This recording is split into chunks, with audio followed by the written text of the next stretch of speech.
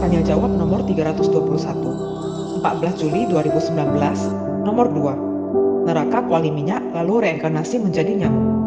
Tanya, 4 Juli 2019. Roh saya dibawa ke neraka kuali minyak. Neraka kuali minyak berada satu lantai di bawah neraka magma. Tidak ada cahaya sama sekali. Hanya di saat melihat api yang menyala di bawah kuali minyak besar, baru bisa melihat keadaan sekitarnya. Tempat ini dikelilingi oleh dinding batu. Satu kuali minyak besar bisa masuk 50 roh berdosa. Setelah hakim pengadilan menjatuhi hukuman para roh berdosa tersebut, petugas neraka akan membawa sebuah sangkar besi yang ada pegangan panjang untuk mengurung para roh berdosa. Lalu, sangkar besi tersebut dimasukkan ke dalam kuali minyak. Minyak besi hitam yang berada di dalam kuali minyak bisa membuat tubuh roh berdosa meledak, lalu menjadi serpihan roh kecil-kecil. Serpihan roh kecil ini tidak akan bisa mendapatkan kesadaran sebagai seorang manusia lagi untuk selamanya. Petugas neraka akan mengumpulkan serpihan roh kecil menjadi satu dan dimasukkan ke dalam kantong kain besar. Kemudian dibawa ke dunia manusia sebagai semut, kecoa, atau ke dalam telur serangga agar mereka bereinkarnasi menjadi serangga. Setelah murid melihat ini, baru mengerti mengapa sepuh meminta kita semua untuk tidak membunuh serangga. Ternyata mereka berasal dari manusia yang rohnya sudah tercerai-berai. Di zaman dahulu, orang-orang sangat sederhana, jujur, baik hati, percaya kepada agama. Sangat sedikit dari mereka yang melakukan perbuatan jahat. Maka dari itu, kuali minyak berukuran kecil. Tetapi, di zaman sekarang sudah berubah. Mereka telah kehilangan sifat manusianya hanya demi ketenaran dan uang. Banyak orang yang terlihat sebagai orang yang baik, tapi sebenarnya adalah orang jahat. Orang-orang semacam ini, setelah meninggal akan masuk ke berbagai neraka besar untuk dihukum. Dan jika mereka bisa dihukum ke neraka kuali minyak ini, maka para petugas neraka akan menyebut para roh berdosa ini sebagai akhir dari jiwa kehidupan. Ada seorang roh berdosa pria berdiri di depan kuali minyak. Seluruh tubuhnya penuh dengan luka bekas gigitan cacing di neraka kolam tinja. Lalu terdapat bekas luka bakar di punggung karena masuk ke neraka pilar api. Seluruh tubuhnya gemetar, berdiri di bawah kuali minyak besar. Kuali minyak sangat besar, tingginya sekitar 30 meter. Dari dahi roh berdosa pria, keluar sebuah buku putih bercahaya emas. Begitu buku putih ini terbuka, semua dosa roh berdosa pria ini disiarkan di langit neraka. Roh pendosa pria. Nama saya adalah XXX, lahir di Afrika Barat. Di usia 17 tahun, saya pindah ke Brasil secara ilegal. Setelah sampai di Brasil, saya bekerja di restoran orang berkulit putih, bergaji kecil. Di Brasil, saya selalu dihina karena status sosial dan saya berasal dari tempat miskin. Di usia 19 tahun, saya bergabung untuk bekerja dengan organisasi gelap di daerah sini, penyelundupan dan imigrasi ilegal. Pekerjaan utama saya adalah bersama dua orang teman pergi ke tempat wisata, mencari turis perempuan muda single atau yang sendirian, mengikuti mereka dari belakang lalu menggunakan obat bius atau menggunakan kekerasan untuk menculik mereka dan menaruh mereka di sebuah ruangan, mempersiapkan mereka untuk bekerja menjadi wanita prostitusi. Kebanyakan dari para turis wanita muda ini akan melawan, tetapi kami akan menggunakan kekerasan untuk memukul atau memperkosa mereka, menggunakan pisau untuk menakuti mereka, mengambil jarum suntik narkoba untuk memasukkan ke dalam aliran darah agar mereka ketagihan. Semua cara digunakan untuk memudahkan pekerjaan kami mengontrol mereka. Pemilik organisasi gelap ini juga terlibat dalam jual beli narkoba. Kami pun juga akan membantu bos M, XX, untuk menyelundupkan narkoba ke pasar gelap dan mengambil keuntungan dari transaksi jual beli narkoba. Kami juga pengguna narkoba. Kami juga sering terbang ke Las Vegas untuk berjudi dan menghabiskan uang untuk bersenang-senang.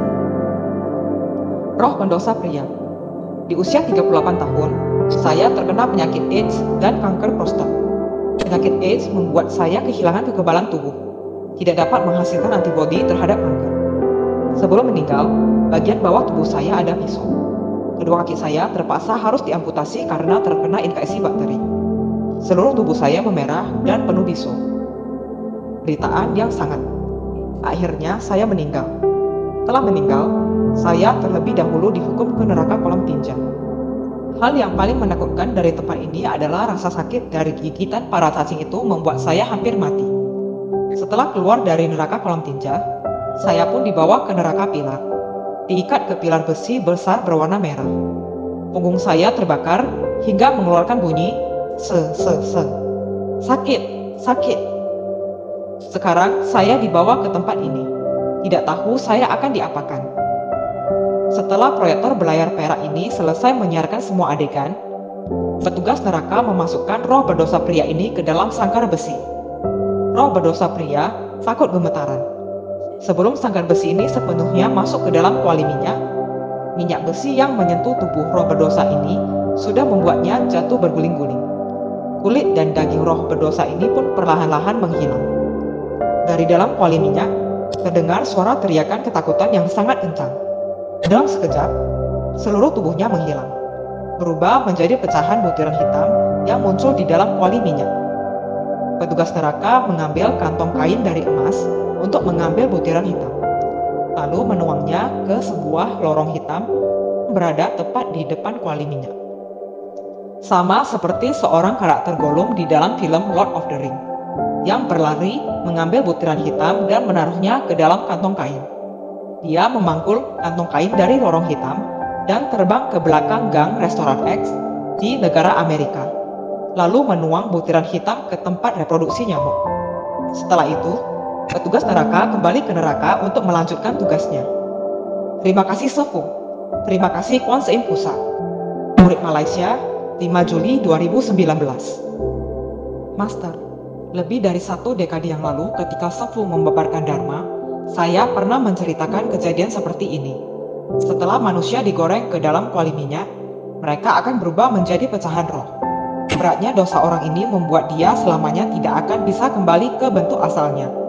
Dia terlalu jahat, makan narkoba, minum bir, berbuat asusila dan bermain judi, mencelakai perempuan yang tidak beruntung. Terlalu jahat. Setelahnya, roh berdosa ini tidak akan ada lagi. Segala perbuatan yang dilakukan di dunia manusia, semuanya akan dicatat. Mengapa otak bisa menyiarkan seluruh adegan? Karena semua perbuatan yang dilakukan itu tersimpan di dalam memori. Ingatan kamu adalah buku catatan terbaik kamu. Seluruh perbuatan baik dan buruk yang pernah kalian lakukan semasa kecil, semua tersimpan di dalam ingatan. Apakah bisa hilang? Setelah kamu terjatuh ke alam bawah pun, memori ini masih tersimpan dan ingatan ini bisa dilihat oleh orang lain. Apa yang terlihat di sana adalah file dokumen atau seluruh perbuatan kamu. Saya berikan contoh. Sefu mengatakan bahwa dulu kamu pernah dikerjai oleh orang lain dan seketika ingatan kamu akan muncul. Inilah ingatan yang teringat kembali. Sefu pun tak tahu kejadian yang sebenarnya. Tapi yang saya lakukan hanyalah membantu kamu mengingat kembali kejadian ini. Apakah kamu pernah dibohongi orang lain? Dan dalam sekejap, kamu bisa mengingat kejadian yang pernah kamu alami sebelumnya.